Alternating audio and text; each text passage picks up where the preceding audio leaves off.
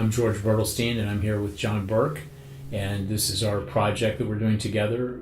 It's called the Hummingbird Chronicles, and it is an effort to chronicle some of the good stuff that's going on in the world, brought to you by the prophecy that says that when the medicine of the north, the eagle, and the medicine of the south, the condor, come together, it will produce new medicine, which is the medicine of the hummingbird. And the hummingbird medicine is unlimited joy and happiness, and like with all medicine, a whole bunch of stuff has to happen to get there, and that's what we're chronicling. Yeah, I mean, I've been fascinated by medicine and how it's been used for thousands of years in a ceremonial context, and how people use it to help for self-development. And that's sort of how we first crossed paths, because I found you on YouTube, and I think you're a great person, and I wanted to make a short film about you and what you're doing, and I'm glad we met. Thanks for inviting me on. Yeah, thank you. Yeah, and I want to acknowledge you for your curiosity and your sincerity in your search, and how you're always moving forward and finding new people to talk to and meet and have feelings with and share ideas with. And I like the way you see it all as the ways we are all perceiving what's going on in the universe, and the medicine has a lot to say about our perceptions. And a lot of what's going on today is there's a huge sense of doom and despair, and people, the train coming off the rails, and it's all going to hell in a handbasket, as my grandmother would have said. And when you live in the medicine world, which is actually not a separate reality at all, it's a reality that's running exactly parallel to what everybody else perceives of as reality. And in that reality, in the medicine reality, people are doing a lot of enormously powerful and helpful things with all generations, with all kinds of wonderful prayers for the future of humankind. Everything that's happening is steam, coming off the fire of the change that we're all experiencing. And it's a positive change, but sometimes it's ugly getting there. What is it about perception that the medicine allows you to perceive? Because sometimes it feels like it lifts the veils on things about yourself, and other times it lifts the veils about the actual nature of reality and what's going on. Mm-hmm. What are some things that occur that the medicine has to teach, for example? Well, I think you just said it really profoundly. It's so simple, and really, in my experience, what the medicine does is that it immediately opens your heart to yourself. Like, first, your heart is open to yourself. That doesn't mean you feel like, you want to go give yourself a bubble bath. What it means is like the ongoing feeling of tension and opposition that you've been having toward yourself, which most people carry around, drops away, and it's utterly useless. There's nothing to defend against, and it feels actually quite pleasant to be yourself and be vulnerable. And then, if the medicine is offered in community, which it is here, usually 24, 25 people at a time in this particular place that we're offering ceremony in, since you drop your opposition to yourself, it's very easy to not be opposed to anybody else.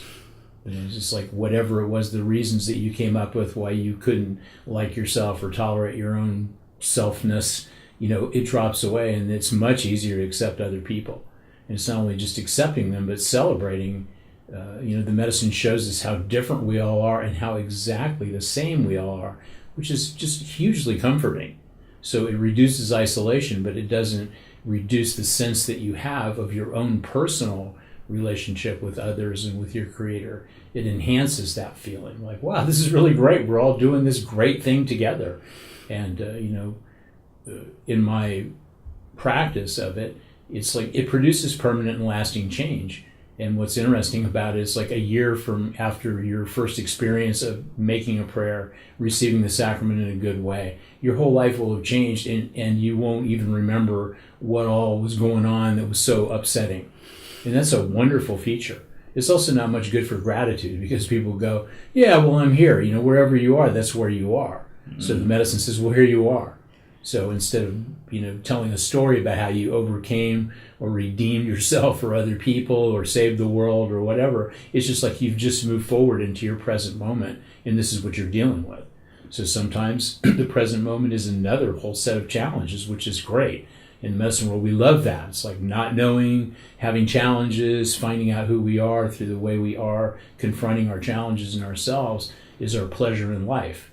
For other people, it's doing things, like accomplishing things. So you can see how you could have a parallel life where you're doing a lot of wonderful things, and you're also taking care of being responsible for yourself and how you are in every circumstance you're in. And then you've got a medicine life. So without that, you're not going to be that happy. And with just the other thing, you're always solving problems, most of which, according to medicine, don't actually exist. Yeah, I don't know why. Just being comfortable being in my own body, or being comfortable in being in my own body, and just being comfortable around people in general has been a huge hurdle for me. And I feel like the medicine has helped me just be okay with just relaxed and okay with just being, and not having to deal with all this anxiety, which has been good. Yeah.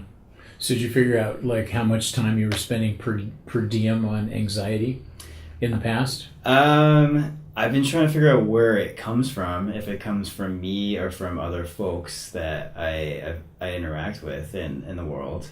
And that's been hard to kind of differentiate. If it's something I'm producing internally or something that I'm feeling on somebody else put onto me, or am I projecting that? That's been fun trying to navigate. But for the most part, what was the question? So that's a good question. Your question's a good question. Where does it come from? So where does it come from? The anxiety? Yeah. I don't know. It's been difficult to try to pinpoint. Particularly when I tried a year ago. So just being in front of a camera and being relaxed in myself to capture just being human and normal and not putting up these walls and barriers and being like hard, because I realized that the more relaxed you are, the more you are yourself and normal. I don't know. Yeah. So anxiety is part of your humanity. I guess so. Yeah. So if it's part of your humanity, it's probably part of everybody's humanity. Yeah. So if somebody says, if you said, "Oh yeah, I have some issues with anxiety sometimes," and somebody else says, "Well, I don't have any problems with anxiety," it's like, what does that mean? They don't have anxiety? Well, they're unaware of the presence of anxiety as part of their humanity. It might manifest in all kinds of other ways, because what's anxiety? It's the fear that something is wrong, even though nothing is wrong. Yeah. Yeah. How are folks more aware of that than others in terms of the humanity thing? Well, because part of it is that we believe that we should not be scared. Like we should not be fearful. We don't want to be fearful. So we're so interested in not being fearful that we go to horror movies to scare us so we can enjoy the deliciousness of our fear. But it's not about us. It's about somebody else getting hurt, but it's not about us. Yeah. Yeah, I actively try to avoid horror movies because it's too much to take in. So a lot of the movies that we see are very violent, and in them people get harmed. And in traditional Hollywood movies, nice people don't necessarily get harmed unless they only appear for a few moments in the first act. But good people don't get harmed. Bad people do get harmed eventually. But in reality, people are getting harmed all the time. Accidentally, all kinds of causes. So the way our brains work is we're trying to figure out whose fault is it that people get hurt and suffer. So it's like if I'm hurting and suffering because I feel my fear is very close to the surface for me, unlike some other people whose fear is not close to the surface. So it's like we call that sensitive. We say, oh, it's just a sensitive child. It's just like all sensitive means is that your awarenesses are very close to the surface. the awareness of sound, the awareness in the visual field, the aural awarenesses of what people are saying, sounds, feelings, etc., etc. So do you like push that back down, or do you just accept the fact that you have those feelings and just take it in and feel them? Well, that's a really good question. So how does a teenage girl turn their music up full blast and maybe have their TV on and talk on their phone with their friend and maybe still be doing some homework? How is that possible? Multitasking. Yeah, it's also what are you giving your awareness to? So it's like how many of those things are not threatening? The music's not threatening. The TV's probably not threatening to her. The phone conversation might be a little threatening depending on what the subject is, and the homework's non-threatening. So the only thing that's really interesting is the anxiety that's produced by the phone conversation with, say, her friend or her boyfriend or her ex-boyfriend or whatever. Okay, so she's giving a lot of energy to that phone conversation, even though she's actually doing a lot of other things, right? So you're not a teenage girl, and here you are. You have a lot of things that you do, a lot of things that require you to remember sequences of things like for filmmaking and for music, et cetera, et cetera. You have to remember to make sure you plug A into B plus Z plus D plus Z plus Z, and you're perfectly capable of doing that. And at the same time, you can walk around having a lot of anxious feelings about when you appear on the camera, right? Yeah. And other people, they may be having the same anxious feelings, but they're not aware of it, or they have a methodology for dealing with it. But everybody has fear, and everybody experiences anxiety. It's just how much energy are you giving to it? Are you feeding it? So the mind loves to feed anxiety because the body gives us cues something's wrong. It's like that's what something wrong feels like. And so then our brain's trying to explain it. We call it processing. So processing, well, the reason that I'm anxious is because that person right there is anxious and they're making me feel anxious. Or the reason I'm anxious is I'm afraid I'll fail. Or the reason I'm anxious, I'm not sure I know what I'm doing. Or I'm just an anxious person, et cetera, et cetera. But noting that you feel anxious and taking a breath and moving forward in space and time is the healing of anxiety. Because what happens is the duration, frequency, and intensity of your actual bouts with anxiety, the place where you're giving it a lot of energy and processing it, diminishes over the arc of time because that's your intention. Yeah, it's like I honor my anxiety. Everybody has it. Mine's acute for me sometimes. I'm a very sensitive person, and I'm going to take a breath and move forward because it doesn't mean anything. Because it doesn't mean anything. I came across this interesting acting technique to help if I'm directing a short film or any kind of project, and I see that in another performer who's not so used to being in front of the camera. This director wrote that to help get past that is to focus outside of yourself and not focus on yourself, because if you focus on yourself, you'll get gripped by anxiety. I don't know if it's a good technique or not, or if it applies. But you can see how intelligent it is, because for actors, they're not going to they need the anxious feelings, the sensitivities that actors have pretty much is what makes them good actors.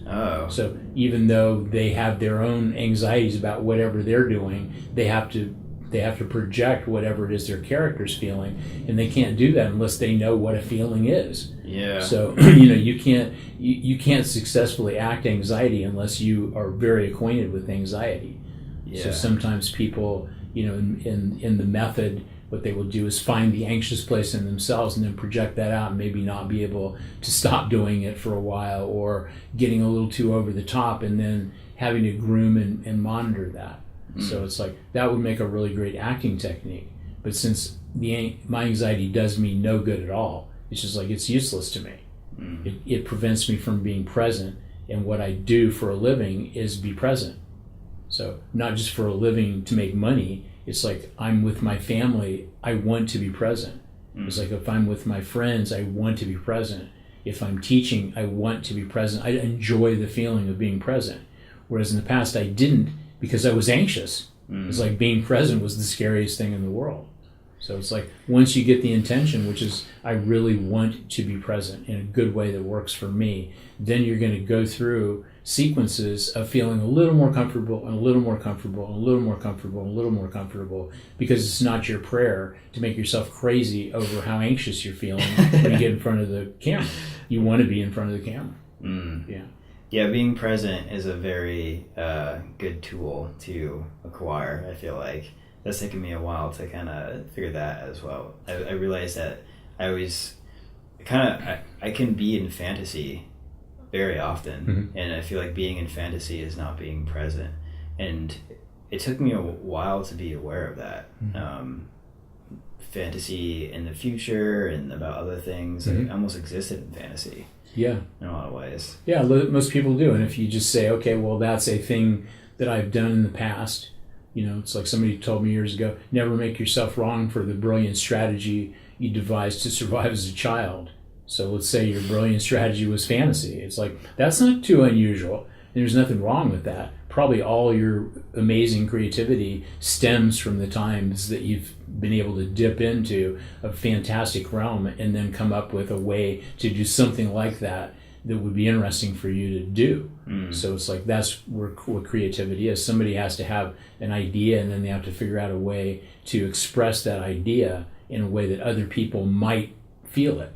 So film is like that. It doesn't matter if you're a nice filmmaker or a bad filmmaker or an evil filmmaker or a happy filmmaker. It's like, do you have the ability to project an experience that other people can relate to? That's why everybody's so upset politically, because some of the filmmakers are horrible men, but they're really great filmmakers. So it's like, should we love the art or love the artist? Like, I don't know. That's an interesting thing to think about. But it doesn't denigrate how amazing the creative process is for people that are suffering from whatever they're suffering from. So then, instead of like, these people are good, these people are bad, the medicine say, this is the strategy that this person devised to survive, and do they have an intention to behave better and cause no harm to other people? It's like, many people do. They eventually get to the point where they understand. It's like, my choices and my actions are causing other people to feel badly, but throw the morality out. I don't feel good about what I've been doing. That is the point of change. So when you understand, it's like, you don't behave because it's the right thing to do. You behave because you like the way you are when you're behaving. Yeah. So it's a completely different thing. And yet it benefits everybody the same way as someone who's very well-mannered or courteous benefits everybody. But you're doing it because it's a pleasure instead of a practice. Yeah, it's like, my pleasure is to be peaceful. My pleasure is to be loving. My pleasure is to be acknowledging. It's been interesting exploring the topic of medicine in a film, and exploring different perspectives. I feel like that's what ultimately I am enjoying doing. So I'm getting perspective from a shaman who's worked with medicine and has claimed he made contact with other beings and communicated with these beings. But I'm also in talking with a academic psychologist who did experiments on people with DMT, and through his data, he has claimed that they have interacted with beings. And I'm working with a scientist at SETI, the Search for Extraterrestrial Intelligence, and he's using radio telescopes to try to find these beings that these other two folks have claimed they've already come in contact with. And it's just interesting hearing their perspective, because the scientist doesn't believe the psychologist. The psychologist refuses to talk to the scientist, which is odd. I've tried to have a Skype conversation, but they just feel like they're on two different paths, and it's not worth his time almost, which is interesting, because I feel like they're doing the same work, trying to make contact. And I haven't set up a Skype conversation with the shaman yet, but through the interview with him, it was interesting because he claimed that the beings he's communicating with are our ancestors. And that's a concept I haven't considered or really thought about before. Who are these ancestors that are much older than us, that this person knows about and is communicating and healing people with, and is gaining wisdom and knowledge from. It's fascinating. Mm-hmm. How does the medicine get you in contact with that? Well, it just doesn't see that there's a difference between that reality and this reality. So when you have medicine in your body, you're in the medicine's reality, which the medicine would be happy to tell you is reality. So the reality that we parse out of our existence is based on a lot of information. It's based on a lot of perceptual education that we receive and that we give ourselves too. From the time we're little kids, we're making stuff up to try to explain the phenomenon of our lives.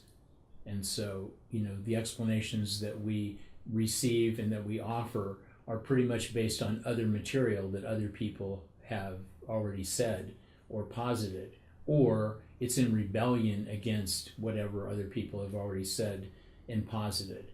But pretty much the actual material of like what is life, all it does is make people really upset and angry when they start doing this parsing thing. So when the medicine opens you up to the present moment, instead of feeling angry, what you feel is free. In other words, what you're doing is liberating yourself from the ways that your mind... Sorry about that. That's all right. So you're liberating yourself from your mind from... You're liberating yourself from the ways in which your mind has limited your perceptions in the past. So there's a lot of peace when you're feeling the connection that exists all of the time. Like the spirits don't come and then they go away. They're there all the time. We can talk to them and we can have dialogue with them. We can ask them for help, and they will help us the best way they can. But it's the process of concerning ourselves with, well, what is it? It's like, well, how does one access it? Is this the correct way or is that the correct way? Will we be listening to them via radio telescope or will we be observing them from the Hubble? Will they fly into the portal of our commercial ride to the moon or Mars or wherever it's going? It's just like, this is what the minds do. So what the minds do is they break everything down into parts, and then everybody's talking about the part they're talking about. It's like Babel. So the intuition that people have that there is a power that's greater than ourselves, that it comes in a multiplicity of forms, and that it's always available and always interactive, which is pretty much the primary spiritual teaching, is what is, and everything else about that. Like, well, you have to approach it like this, or you have to do that, or you have to say this, you have to say that, you have to sing this song, you have to say that song, etc., etc. It's the same argument. It's like, the methodology employed. The methodology is a sincere request for help. It's like, it's not necessary to know that there's a power greater than yourself. What it just is. So if there's a power greater than yourself and you're willing to consider that, if you might be willing to consider that, then you could ask for help. So you could even say, if there's a power greater than myself, would you please help me? And then ask for help with what you want. It's like you get into the practice of doing that, you start to feel that you're not alone. It's like the feeling that we're alone and that we have to do something causes all of the anxiety in the Western world. It's like we're not alone, we're not doing anything by ourselves. We may feel or think that, but it's not true. What are some of the aspects that limit people's perception? Like, I feel like people reach for these medicines to get better perspective and understand perception better, but like, what are the things that are limiting perception of reality and existing in the world? Well, it's really about where you put your focus, right? It's like if you are studying, if you're excited about camera, you buy yourself a new camera and you sit down, you open the book, the big thick book that's in 4 languages, and you start reading through it, and it's like you go, and you encounter something that you don't understand. You could easily just go, oh, I don't need that. It's like, man, I don't need that. I don't need to know that. I don't need to know that. It's like, and you can pretty much operate that camera, right? So it's like, you don't need to bring your attention to every part of the camera. You just need to know, how do you turn it on? How do you turn it off, I guess? Where does go? Where's the picture button, et cetera, et cetera. So if you do that, you can take a picture. So if you want to know a lot about taking the pictures, you have to know a lot about the equipment, right? You have to understand the equipment. What are you trying to do, and what can this equipment do? And so you're always, trying to find the way in which you can maybe push the equipment and yourself to produce a slightly different and better result and whatever. Prayer is exactly the same way. It's like the equipment is prayer. Medicine is the implement. So the medicine is like the object that you use. You could take it into your body, you could hold it in your hands, etc., etc. And we call it sacrament. So the sacrament is a sacred thing that the power that's greater than ourselves has offered to us so we can have a more complete relationship with the power that's greater than ourselves. Because us talking and figuring stuff out does not get us closer to happiness. But contacting Creator and feeling connected and not feeling isolated and feeling open-hearted and softening and allowing your life and other people into it and learning about vulnerability, which is the task of a lifetime, not just 30-something years. It's just like, keep moving. It's never going to end. So the good news is it's never going to end, and it's totally addressable. Once you understand that the thing that was causing you so much suffering doesn't even really exist. It's a thing that you got attached to. It's an idea, opinion, a preference, or a perception that you're attached to. You can let go of the perception if you say, I really want to let go of this perception. You can let go of perception that people are your enemies. It's just like, you can let go of it. I just don't want to, I don't want to walk around entertaining myself with that this person might not like me. Maybe they do, maybe they don't. Everything is self-entertainment. So what are you entertaining yourself with? That's interesting that you can be gripped by something that doesn't even exist. And just be terrified of something that's not even there, that you're creating yourself, imagined or something. Well, I just always think of myself as like, what an animal, right? It's like the most vulnerable animal there is a person. We're like all flabby. You know what I'm saying? It's just like, our bellies are open, our hearts are easily accessible. We can be stabbed in the back real easily. We're not very fast. The fastest among us are not as fast as a fast animal, right? We don't have fangs. We don't have talons.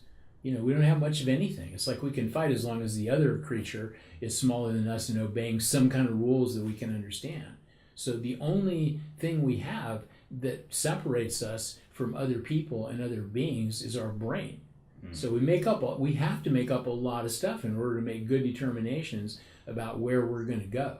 So when there were tigers behind the trees everywhere, it made a lot of sense to be freaked out all of the time and have to have explanations. So somebody says, when the moss is disturbed here on the north side of the tree, you look for claw marks at the base of that tree, and you can focus on that, and that would keep you from having walked around that cliff there and gotten eaten by the tiger, which is invariably hiding there.